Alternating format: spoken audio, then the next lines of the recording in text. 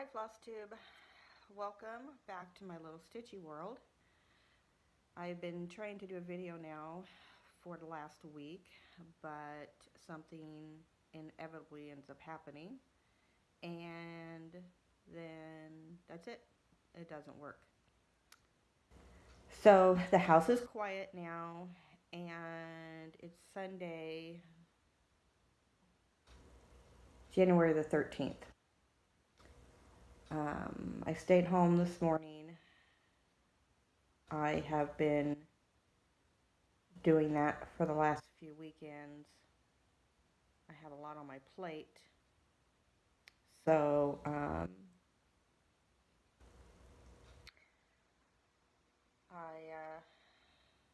don't know. I'm going to go weekend by weekend. I don't know how long it'll be before my life starts to feel like a new normal. You just have to take things day by day. I will try and get through this without crying too many times. But I will warn you, if you're allergic to tears, you may not want to watch this because I usually can't get through talking about it without crying. But I also can't talk about it a lot because it puts me into this state that I'm trying my best to crawl out of. It's not easy. But I'm getting up in the morning, and that's what counts. So this video is to just update you on what's happening in my life, what's going to be happening, and some stitchy stuff, of course. So for people who have been following me on Instagram, you already know what's happening and what's happened. But I know there's a few of you who do not do Instagram. And some of you do. Hey, we don't need that. Some of you do Facebook, but I think I'm only friends with one person, Belinda, who is a floss tuber. And I think that's it. Because I don't do Facebook much. I'm rarely on there. And in fact, I was doing Stitch from Stash, and I was having a hard time remembering to post anything. I have not done Stitch from Stash this year. I'm just not going to. And I didn't finish it off last year because of everything that happened. Eventually, I probably will to keep control because it's just me. But I'm very good with finances. I was the finance nerd in the family, so it shouldn't be that big of a deal. But sometimes when you feel alone, you want to buy stuff. And I'm going to have to watch that. But right now, that's not the case. Right now, I don't have the finances to do that, so I'm not too worried about it. So I will probably take the first 6 months off. I think it's in 6 months. A 6 month period. I don't remember. If not, I will wait until the following year. But anyhow, so this video doesn't get too long. I will tell you that I'm a little up close on this video because I went over to another phone. This is actually my husband's phone, iPhone,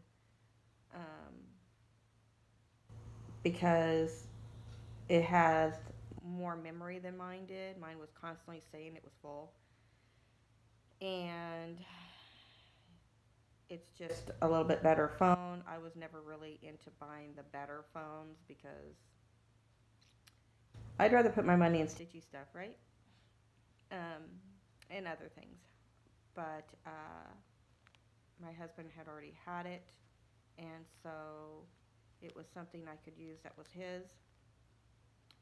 And have close.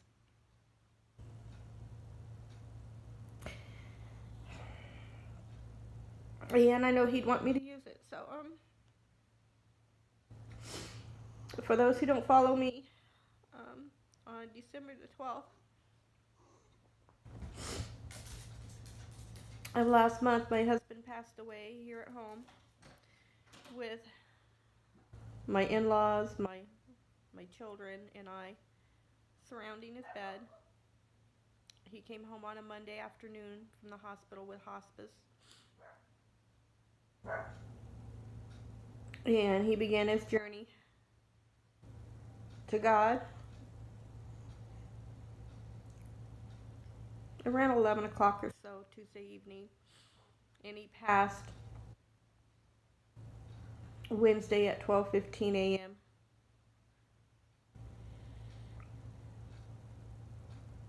of liver and kidney failure. And it all happened within a month.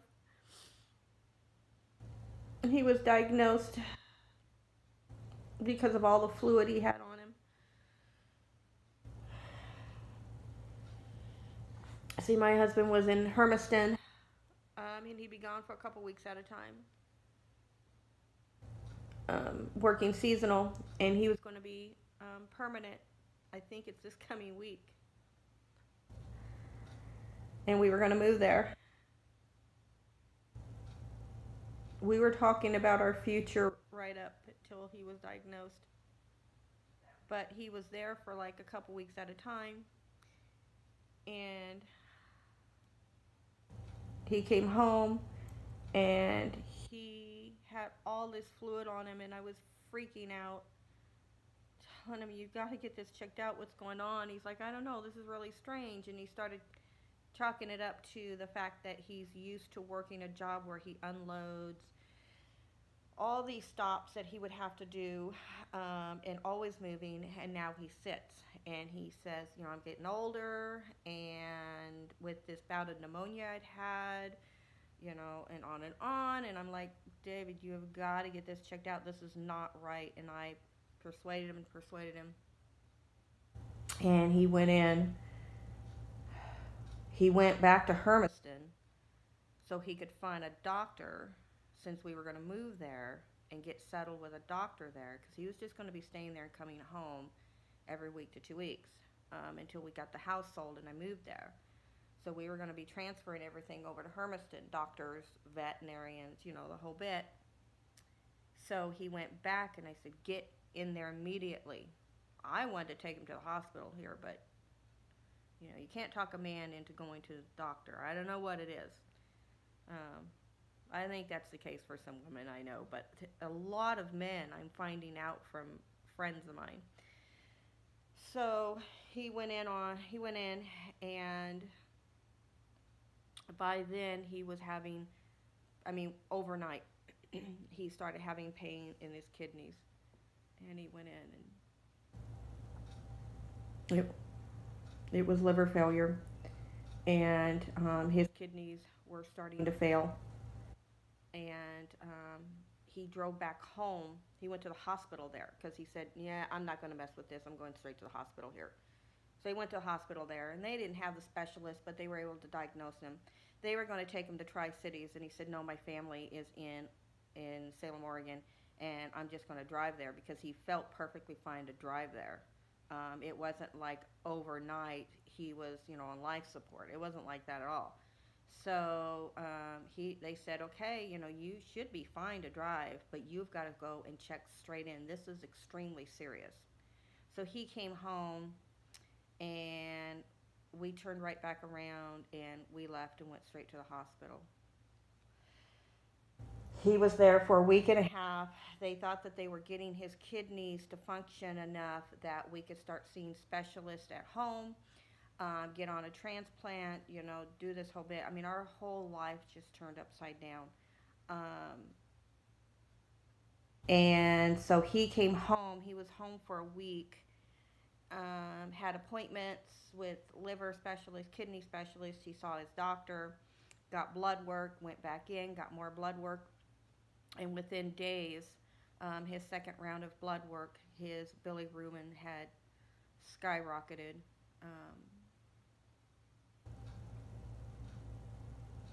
And I ended up leaving work and taking him straight back in there, and he remained there. And they continued to fight for him. I could see the look on the doctors' faces, all the doctors.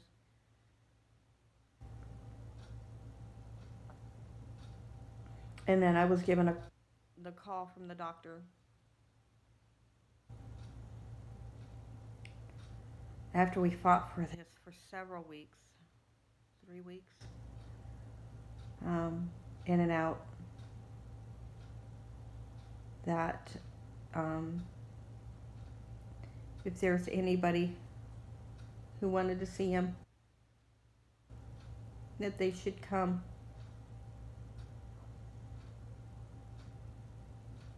So I did one of 2 hardest things I've ever done in my life. One was watching my husband die.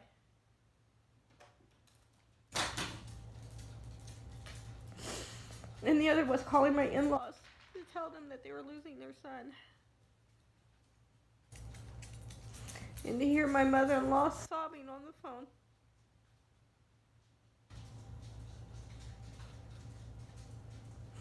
And then calling my children.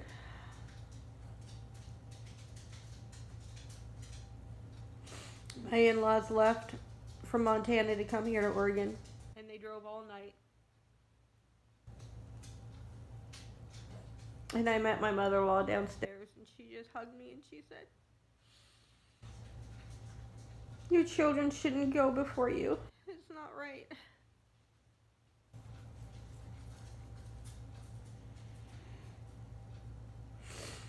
So, I can tell you one thing though. My husband was the strongest person I ever met in my life.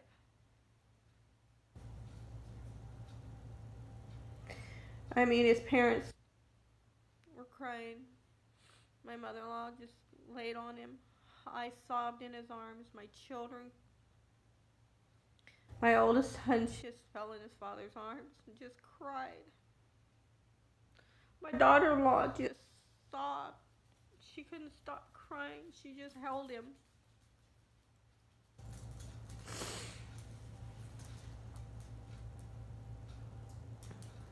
But when I went up to his room after I called everybody on that day that I got the phone call, and I just went and I fell in his arms. He was sitting in a chair and he was with his phone, and I was like, "What are you doing?" And he said, "I'm going through my phone. I'm getting rid of I'm canceling some things that I get, that so you don't have to worry about getting all these in my phone, and you have to deal with it." And I was looking at it, because this is after I just walked in, and I said, "What are you talking about?" He said, "Well, hon, it sounds like I'm checking out. I'm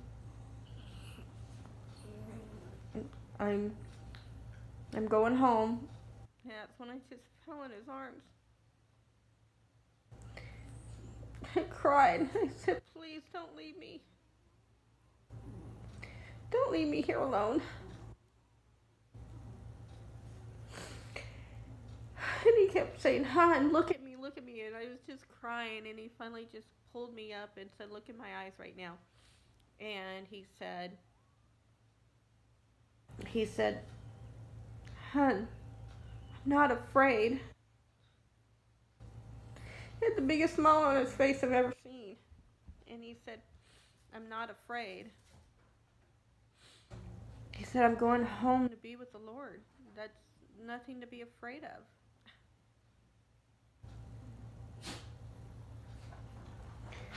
And he said, "All I care about is that you're going to be okay. You're my only worry. And if you're going to be okay, it's going to be fine." I said, "I'm not going to be okay."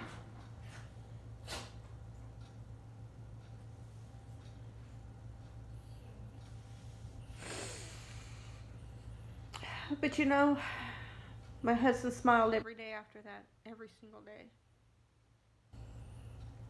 And he'd have waves of people coming and surrounding his bed, both at the hospital and when he came here, even his last day on earth here.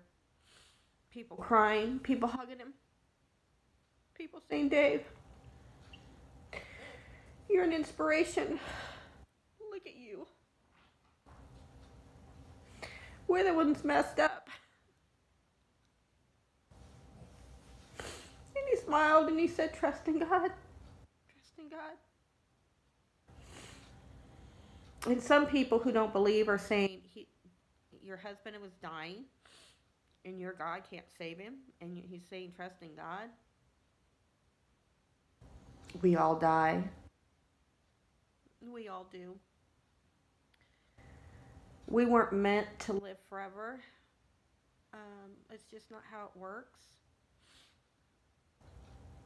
And we can't guarantee day by day. Babies die.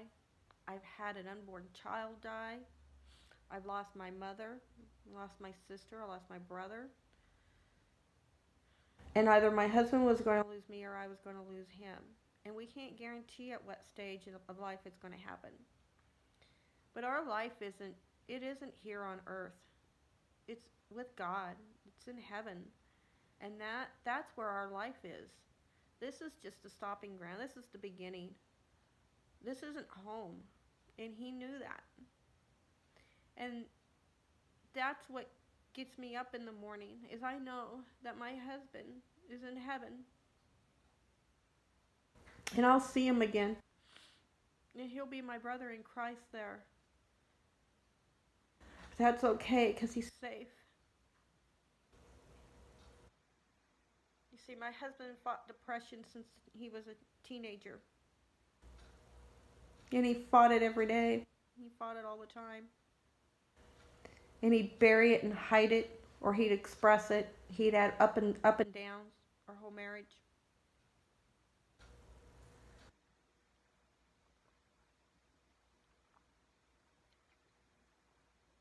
I felt I was going to cough. So we truly believe, and I know my husband truly believed, that God was saying, I'm calling you home. You won't have to fight that anymore, and your life will start new. And I think people who don't believe want to say, you have a God that doesn't heal. Oh, he heals. He healed my husband. He healed my husband December the 12th, 2018 at 12:15 a.m. He healed him in a way that man couldn't do. He tried antidepressants. God healed him in a way that man could not do. And I miss him every day. And I'm alone. And my life died when he did.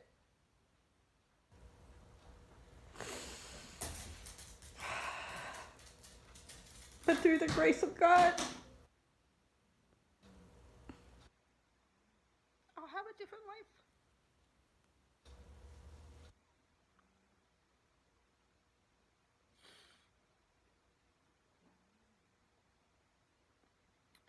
And I get up every morning because of that promise. And I get up every morning because my husband said he just worried about me. And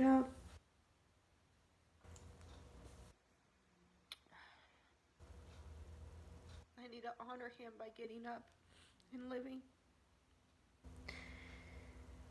And I have my children here. And my oldest son looked at me after his father died. And he was ready to go home because my daughter-in-law left and went home. They had really good friends that were amazing that came with them. When my youngest son called and said, get home, Dad's going. And we got my in-laws and my oldest son and daughter-in-law here, and the friends came with them and just stood behind them and supported them and watched this man die that they were just getting to know.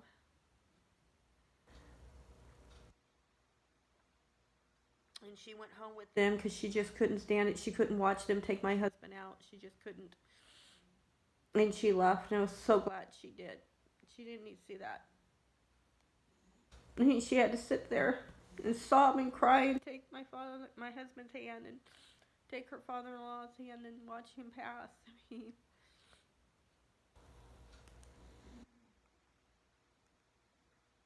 She was extremely strong and she felt weak. It's like, no, You didn't run out.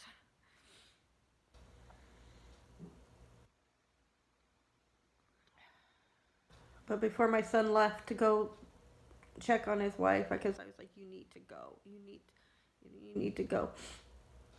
And I had my sister here. She came while David was still in the hospital. I had my in-laws here. Um, um, and my in-laws were staying in a motel that had a handicap room. I have tears on my glasses. And they ended up staying with me after David had passed. She decided we're going to make the best we can because we can't leave you alone. And they stayed with me. My mother-in-law just wanted to be close to me, and I wanted to be close to her. But they were staying in a handicap room for my father-in-law that was closer to the hospital, and that's why they had to be called to come back. Um, but before my son left, um, he looked at me and he just looked me straight in the eye. He said, "Don't make me lose you too." That shook me. And I knew I was going to be hurting. Sorry, my dog is just really pushing on me. Um, anyhow, do you want to come sit with mommy? Come here. Just don't push on me. It hurts, babe. Say hi to Flosstube. Mm-mm. You made me almost spill coffee all over my face, and that would have been embarrassing. All right. Here, oh boy. Privates. Sorry. Show FlossTubeWorld how sexy you are. There we go. So anyhow, that shook me up. So, I get up in the morning. I cry every day. I'll cry every day for quite a while. My neighbor, she's been a widow for 5 years. When her husband died, it like rocked our world. We couldn't believe it.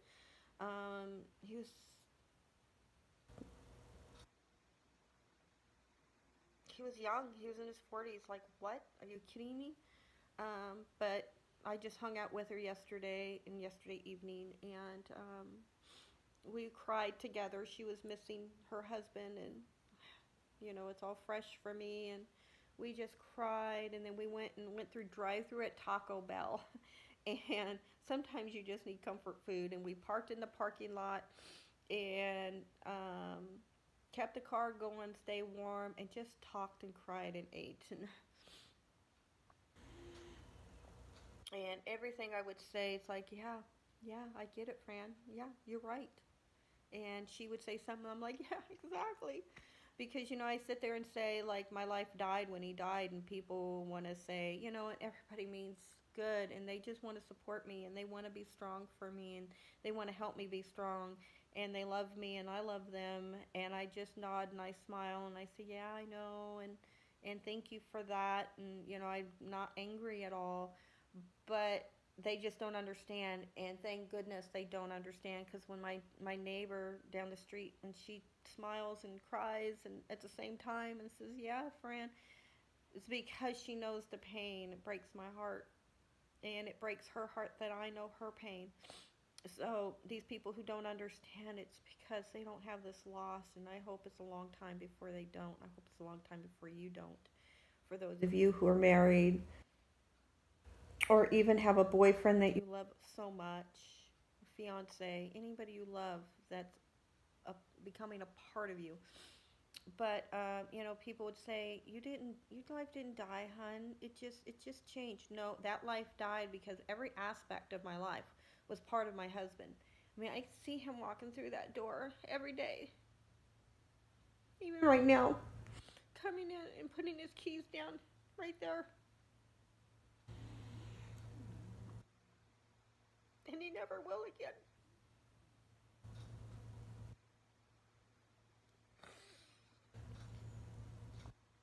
Every day I get off of work, I check my phone,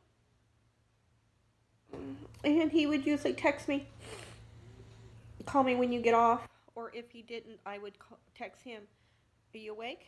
And he'd say, yeah. Or he'd call me, yep. Because my car has a Bluetooth so I can talk hands free. And so I talked to him on the way home. And now my phone is empty. I'd go into a store and I'd call him. I'm in the store. You need anything? Or he'd call me. You need anything while I'm here? I went grocery shopping on Friday after work, and everything in my cart was for me.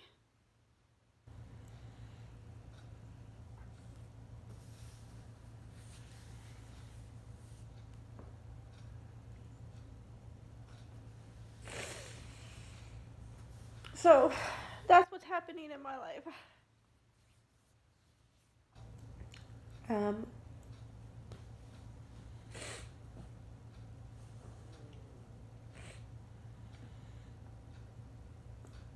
what's happening, what's going to be happening, what's happening now is I'm preparing my house to sell. I can't stay here. My husband was my main support, and we weren't rich by any stretch of the imagination. We were just getting by month by month. We were getting by. We were comfortable. We were getting by. But this last year was so hard on my husband, health wise, because of the bout of pneumonia he had at the beginning of the year. Um, I mean, it should have told us this last year. Um, they should have told us what a year it was going to be. It started bad and it ended horrible. But he was without work. He probably worked a total of 4.5 months between two different jobs. So, we had to make do with savings and a lot of what we had. Um, and so it is what it is. That's what I always told my husband. It is what it is, hon. And he just looked at me, would you quit saying that? So then he turned the tables on me and he started saying it. I'm like, really? That's my saying. You can't have that. Um, but yeah, he even told us, my son and I, in the hospital, he said, sell the house. There's a lot of equity in the house. Because we went down to a 10-year mortgage and I've only got like 8 years left. Um, and I told my son, I said, I kind of want to do what I could to stay in this house because we were willing to sell it and move to Hermiston. But that's when we were going to move together and make another life together somewhere else, or resume our life, but just in a different place. Now it's like this is the memory of my husband. And he said, no, Mom, I made a promise to Dad. Don't make me go back on my promise. Well, he had a private meeting with his father. And he told me bits and pieces of it, but he didn't tell me everything. And he said that it was the hardest thing. He cried. He said, Mom, I broke down so many times. He just cried and held him. And he smiled through, my husband smiled through the whole thing and said, it's all right. But he said, Dad looked at me and said, you are now the head of this house. You're now in charge of making sure that your mother's going to be taken care of. She's my only worry because I know you boys are going to be fine. And she's my only worry. And you need to make sure she's taken care of. And he said, I looked at Dad and said, I will take care of Mom for the rest of her life. You do not have to worry. We're going to sell the house if that's what you want and move her in with me. And we're going to build a suite off the back of my house. He said, I didn't tell you guys, but I bought that particular lot and had the house built so I could add on. But the intention was to take care of you and Mom when you got older. And he said, but that's where Mom will go. And my husband just smiled and he said, yeah, I want you to sell the house, and so she's taken care of. That's why I did the mortgage the way that's the way we did the mortgage the way we did, was we could get more paid onto it, um, or pay more of it off. So I got quite a bit of equity, especially since it's a seller's market. So I really hope and pray it sells quickly.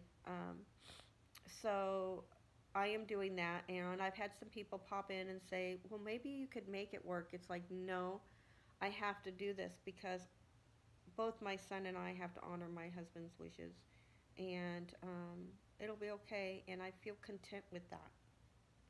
I really do. I feel content. And at first I didn't. I was freaking out. I was sobbing. I was in a bad place just a couple of weeks ago. I was in a pretty bad place. But since then, I'm getting a little stronger every day. And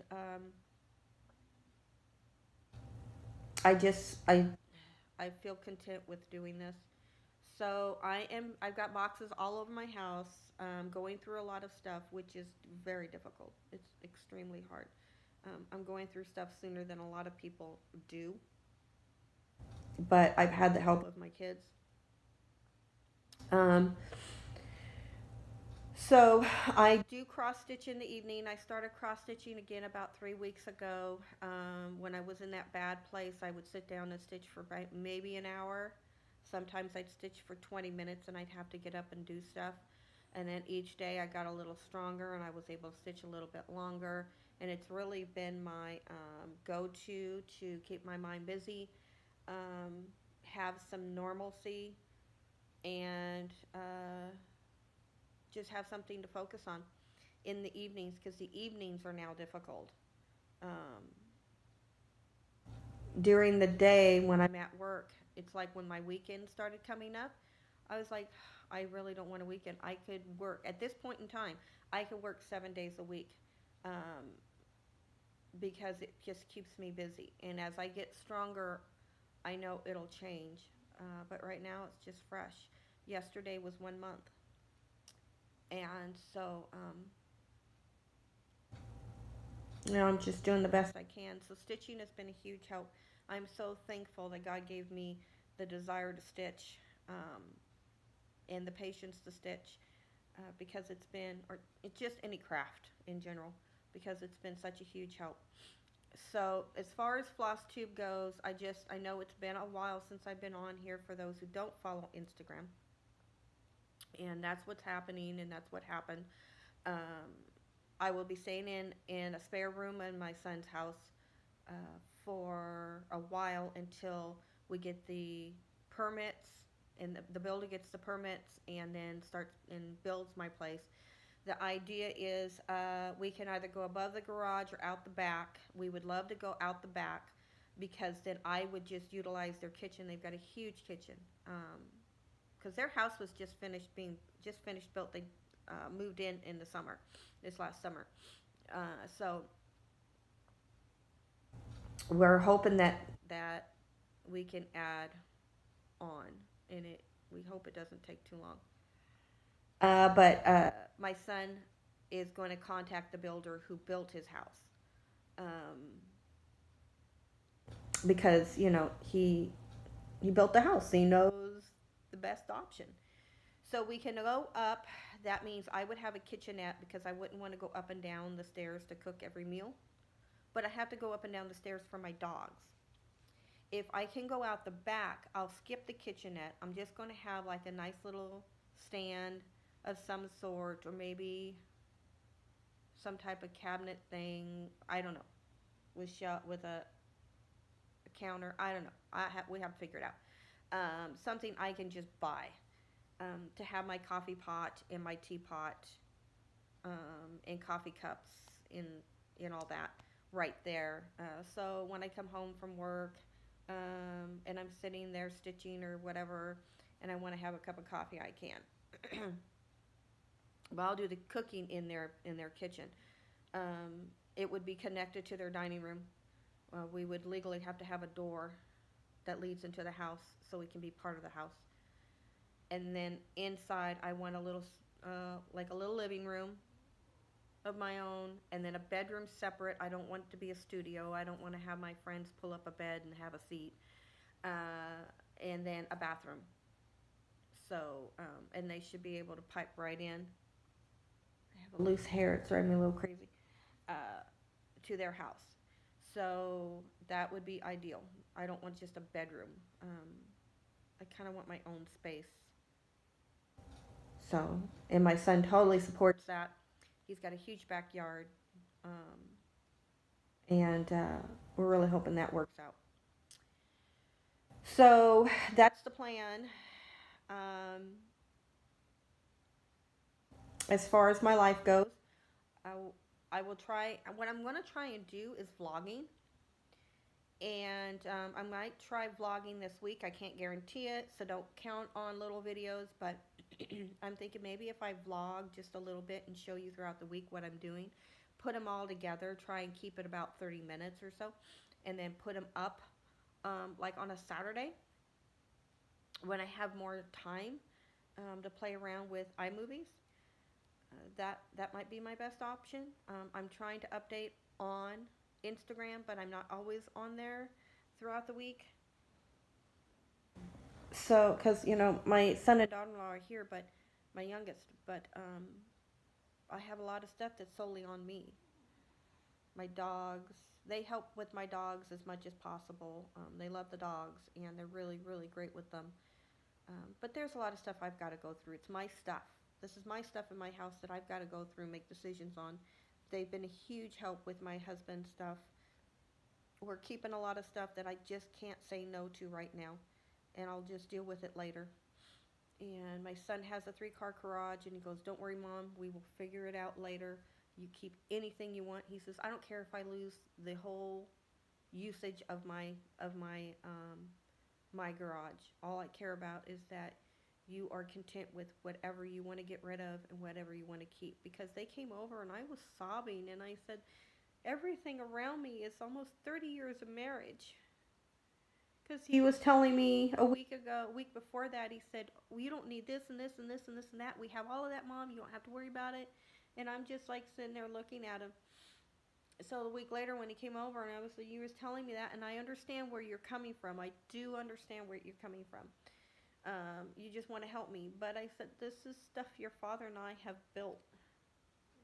And he's just like, "I didn't even think about it that way. That's not how I meant it." And I'm like, "I understand. And there's stuff I've got to get rid of because there's no place for it."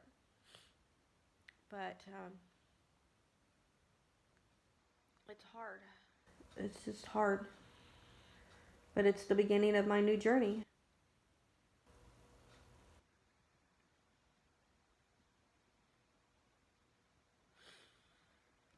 It's his voice I miss the most. But, okay, I'm not going to cry again. So, as far as cross-stitching stuff goes and what you'd be seeing if I do vlogs, or what you've been seeing on Instagram, is that Farm Girl has set out a challenge, which is Stitch 9 Challenge. And it's stitching 9 of your whips and completing them by the end of 2019. And I thought, that's something I can get around. That's something I can get my hands on. So it's a challenge that will keep me focused. At this point, I don't care if I finish something or not.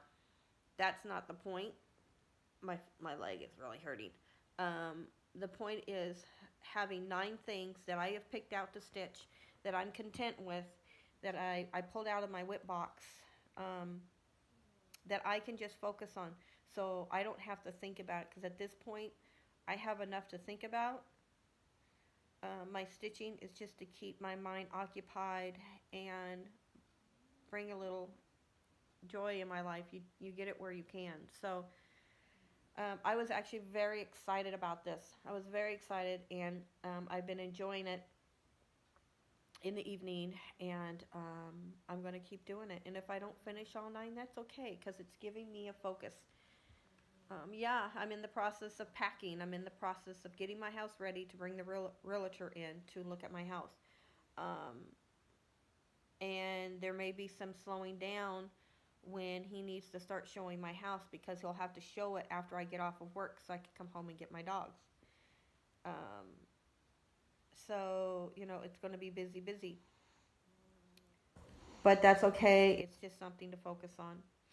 So I have all 9 of my stuff all around. I've already completed 1. One, I don't know if it was a cheat because it was close to being done, but it gave me a focus to get it finished because it's for my friend. So I got it finished, and I got it finished in January, and I got it finished after I said I was going to join this, so I counted it. But first, I'll show you that what I've gotten in the mail. I'm not really ordering anything. First, I can't afford to. Second, I don't need more stuff to pack up. All my stitchy stuff is going to go into the room that I'm going to be in. I told my son I'm going to put it in the closet because I have way too much money wrapped up to sit it in his garage. Now his garage is, you know, everything's new built, but there's no heat out there. So my stitchy stuff is sitting with me. So I need to really just stitch from stash until I have my own spot. And then I can get a feel for how much room I have for stitchy stuff.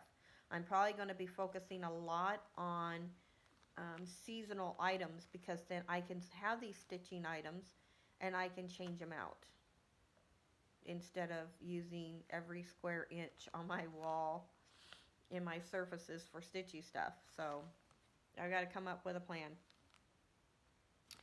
But I stopped getting coloring cotton, both the floss packs and the fabric for right now. I'll wait until I can get settled. Maybe even just settled in the spare room because I'll always need floss and fabric. Or I may just purchase it when I need it or colors I like. I don't know. But I did just cancel the monthly thing. This was the one I was going to keep. So this came in, it was my last order, and I had went over to 5. And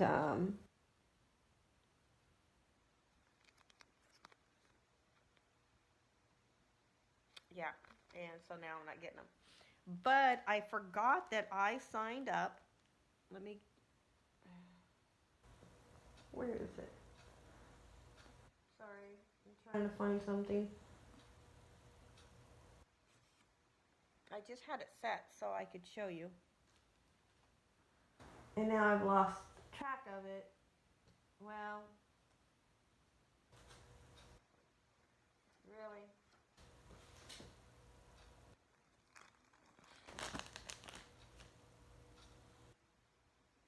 Well, you know the thing from Crazy Annie's stitching, that is with the coloring cotton that they started.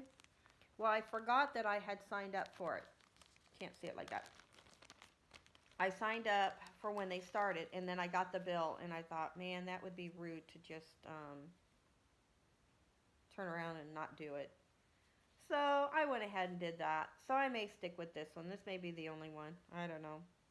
But this is the gift for being one of the first ones to start for January.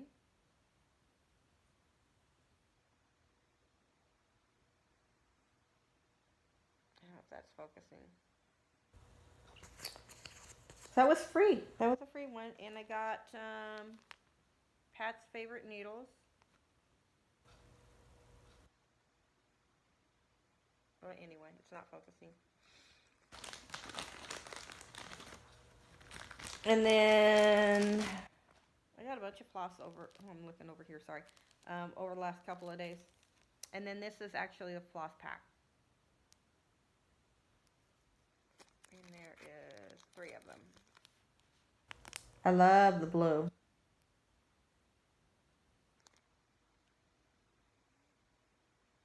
So anyway, I got that. That's it. I'm telling you I'm not getting anything, and then I tell you what I'm getting. That makes sense, right? I am getting the monthly Cottage of the Month. Still getting that. And then the mystery Cottage of the Month. So that's it. But any fabrics, any other, I canceled all that. I was getting a bunch of things in the mail. I canceled all of that. So let me go ahead. We're at 45 minutes. I want to keep this under an hour. And I'm going to show you everything that I am stitching on. Okay, so let's go start over here. Because I have 3 things over here. I'm going to run through these real quick and call it a day. So I never finished the seasonal or the temperature chart for 2018. So I do want to finish this. I started in like March or April and I got all caught up. And then I totally fell behind. A lot of life was just, I keep looking over there, I'm sorry. I don't know why I keep looking over there. But a lot of life was getting really hectic with work. And I was really tired when I get home, and then everything else. So, but I will finish it.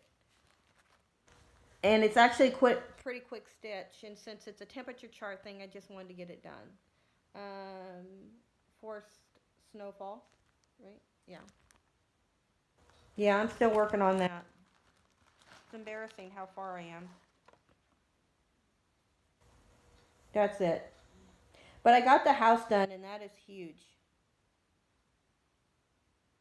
I don't know what it is with these little cottages that take so darn long to stitch.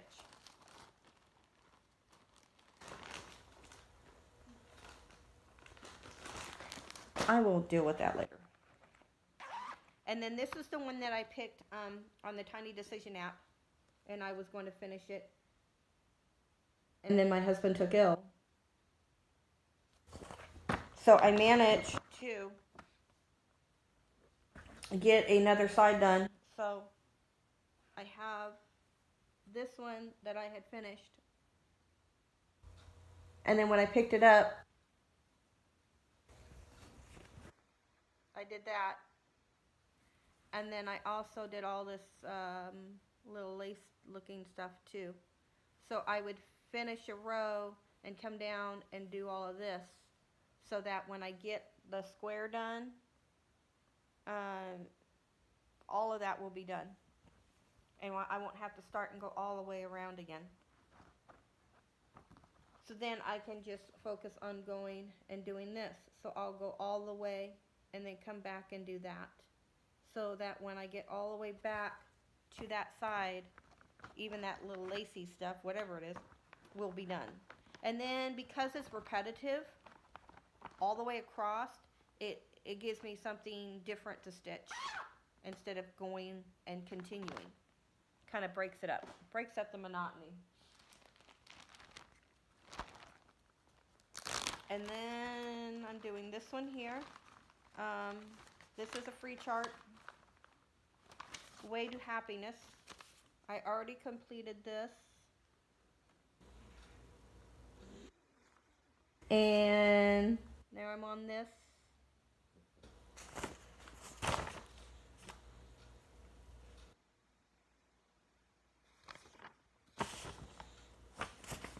You see who it's from. I can never say that name. So, changed up the colors.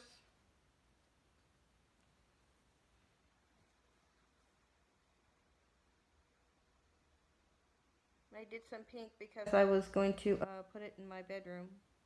I probably still will. But I want to get that one finished. It's really easy. It shouldn't be taking me as long as it did. It was just supposed to be my weekend stitch after rotations. And then this here is from Cross Stitch and Needleworks magazine. The magazines are all packed up, so I can show you part of the charts.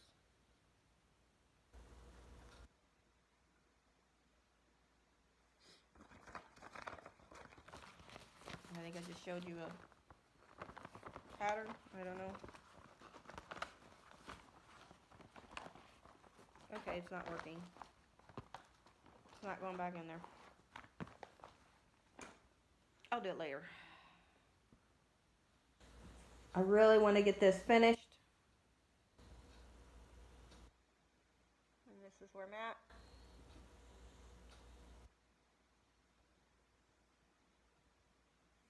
My kids went to in-laws for Christmas. Obviously, I was not in the mood to celebrate Christmas. I didn't decorate or anything. So next year, or this year, I probably will a little bit. I know my husband would want me to, so I'd like to get that done. Then I can't show you the chart on this. All I have is the working copy because, again, it came from a magazine. And I just printed off the chart, not the picture. But this is, I don't think it says. Just Cross Stitch magazine. This is Wizard of Oz. It's the one that says, and if for those of you who've been following me from day one, you'll know it. I haven't been the same since that house fell on my sister. And it's a Halloween one, but it's a real cute, cutesy, colorful one. I love the purple. So I'd like to start working on that one. Get that one done.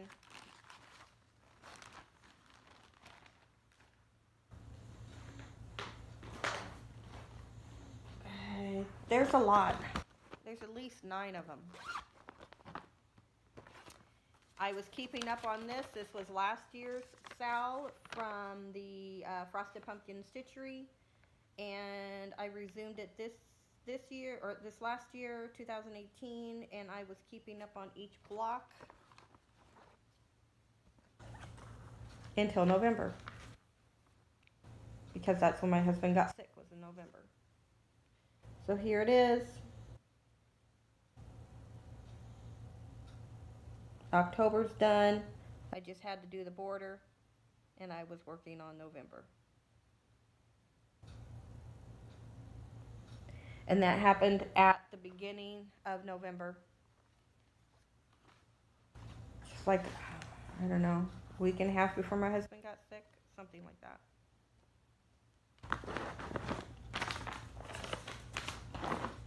So I'd like to finish it. There's actually, it looks like, oh, there's another short one that you can get finished in no time, but there's actually a lot of detail just in the border. That border. Then, I will show you the one I'm working on right now to get finished. Possibly. Maybe. I don't know. Everything is on my stitchy chair here. That is a mess. I have the chart. I don't want to show you that.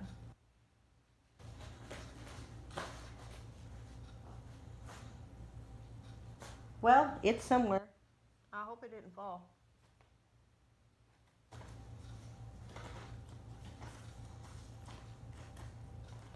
Okay, so you'll probably know it because I can't find it. I always keep it right up here. It's the Country Cottage Needleworks Cottage of the Month. And obviously you can tell what cottage it is. So I do need to get the orange for the carrot, for the snowman. And then it was supposed to be French knots. I'm thinking about beads just to give it a little dimension. I haven't decided. I can do French knots. I just haven't decided. And so I was working on the snowflakes. And I don't know about you, but I hate working on snowflakes. I do French knots all day over snowflakes. I don't know why. I think it's because you're jumping all over. So I did that many snowflakes, and I had to take a break and start working on the bottom border. And then I'll hop back over here again. I've got 2 more snowflakes to do, just 2. And so I will try and get those out tonight. Finish up the snowman, and then work on this, which is more snowflakes in the middle, but they're more decorative ones. And those are super easy. So my goal, I was giving myself until the end of next week, like Friday, to get this finished. I may get it done sooner than that. And then this is the one that I finished for my friend.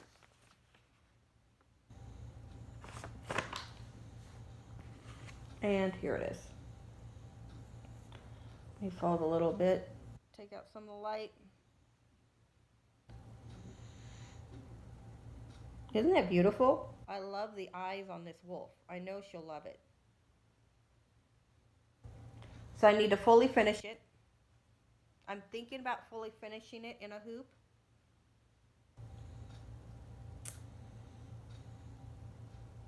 I've got a really pretty plastic hoop that I'm going to put it in and see how I like it, and then decide from there. But I think it would look really great in one of the designs, or one of the pictures on Etsy, which is where I got the chart. It's in a round hoop, and I really liked it. I thought it looked really good. So I'm just going to stick it in the hoop and see how I like it. And then if I like it, I'll take it out and I'll iron it. It's clean, so I don't need to wash it. So I will just iron it really good and then finish it off. And I'll put like felt on the back so it looks good. Oh, my dog had it. There it is. I knew it was somewhere. You're stashing it, Lewisford. That is it, guys. That is it. That is what I have to show you for my stitchy stuff, and that's what I'm going to work on. When I'm done with that, I put all of my other charts that I showed you, all the other 7, in my decision app, tiny decision app, and I'm just going to let it pick randomly. And what I'm going to do is, because if I stick with one all the time, I will probably not pick it up after a week or two because I'll get bored. Um, these 2 were quick, so I knew it would only take me about a week or so I didn't add those to my decision app. But the rest has quite a bit of work to do. So what I'm going to do is I am going to you can pick it, you can make a decision on there to where it doesn't pick the same one. And I may do that for the seven weeks, and then I don't know, or maybe not. I don't know. Just let it spin. And so I will do that every week. So I'm thinking either every Friday or every Saturday or every Monday. I haven't decided. I will go ahead and do that. So I can stitch on something different. And then I can pack everything else up. I have all the flosses out. I'm going to take the flosses. Usually I just take out of the boxes what I'm working on that week. At this point in time, I am going to kit them up just because of my life right now. And then that way I can just grab those and have everything else boxed up and ready to go. So that is the plan. I'm almost at an hour. I do want to express a big thank you to Ingeborg from A Stitch Too Far. She sent me a card. I think it was more of a Christmas card, but she put her sympathies. I just want to say thank you so much for that card. I really appreciated it. And I appreciated the message that you had in there. So just thank you so much for that. And then I wanted to say thank you to Michelle from Stitching by Lantern Light. She was so kind that she sent me, I'm already reading this one, which is really, really good. It's coming from a grieving heart of a widow. And there was so much in there that she wrote that touched my heart. There was one thing she said that touched my heart above anything else, and that is that she said at one point, I won't say it the exact same words she did, but she said, she thought, why should I cry so much? I'm not the only widow in the world, right? I'm not the only one. There's other widows. And then she realized her husband was Chuck. She realized, no, I am the only widow of Chuck. And that was huge because I was crying when I read that, and I said, yeah, that's right. I am the only widow of Dave. Nobody else is the widow of Dave. No one else on this earth is. Only me. Only I have the memories with him. I was his only wife.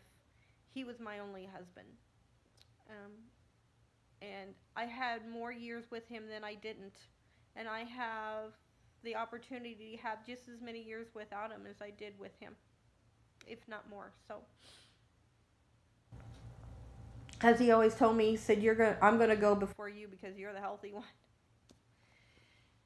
So, I totally related to her. But Michelle sent me this experiencing grieving. And I love these because when you just have the strength to read, like this is one chapter, and there you go. When you just have the strength to read a little bit, because you start crying, holes in your life. These type of books are perfect because then you can just set it down after you read the paragraph or whatever, the small section, and then pick it up later. But she sent me this one too, Finding God's Blessing in Brokenness, and she said she read this, but she pointed out the pictures in here that just gave her peace too, in her life, and just looked at the beauty in here. And I have enjoyed just looking at the pictures right now. But again, they're quick reads, and when you're going through the emotions you go through, sometimes you can only pick it up for a little while, and then you've got to put it down and get up and move. But there's a connection that makes you not feel alone, or make you feel weird. Am I the only one who sits there and says, Dave, I miss you? Dave, what should I do about this? And you know you're not going to get an answer, but at least not a verbal answer from your husband. But you know that God will lead you through, and you'll get the answers. But sometimes you think, am I the only person talking to someone that passed? And then you read and you realize, no, it's okay. So thank you so much for that. She also gave me another gift, and that was so kind of you to think of me, and message with me on private message on Instagram. And I don't always respond right away or send messages. I've been wanting to send you a message lately, and check in with you. I know that the health in your family, you haven't been great, and I want you to know I've been praying for you. And you're in my thoughts, and it's just nice to have that connection. I know if we were in the same state, we would be great stitchy friends, and we would stitch together. And it would be great to actually meet in real life sometime. So, yeah, I just wanted to say thank you to both of you for what you sent. And so now I'm going to get off because we're already at past an hour. And last time I tried to do a video, upload a video on YouTube, that was over an hour, it wouldn't let me. And I was doing editing at that time, so I just cut out a bunch of stuff, and I was able to do it. So I'm hoping it'll let me because I'm at an hour and 2 minutes. So I'm going to let you go so I can get some things done. I need to reorganize my crafty stuff so I can have boxes set aside that will go into my room when we move, and everybody will know what needs to go in storage, garage, donation. My youngest son, and his wife, when they move into an apartment, they're taking some stuff, so that's good. I'm glad they can use stuff. I need to go finish cleaning out the RV. That's been extremely hard. I can only do it for a little bit at a time because I just step in there and my husband is just in there. He's just in there. That's where he lived a lot of times when he went to Hermiston. When he was working in Portland, he'd stay in there for a few days. He had it parked at a friend's house that lived over there. And so when he would have back-to-back loads, he would just go back there and just sleep. So he'd get more sleep that way. My husband's presence is all in there, and it's hard.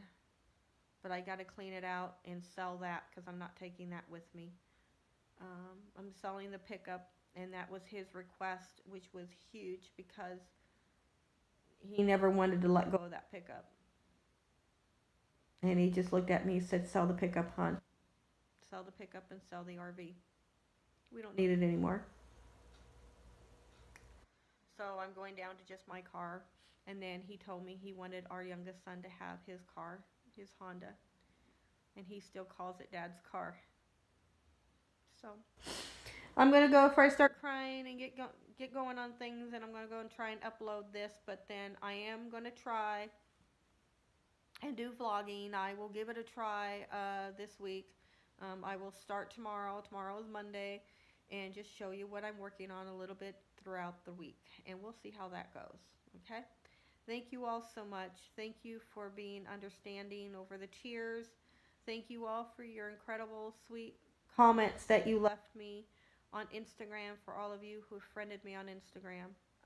I really appreciate all of you, and I'm so glad to be, a part of this community. I really am. You're all so supportive, and I so greatly appreciate that. So we will talk to you all. Love you all. Bye.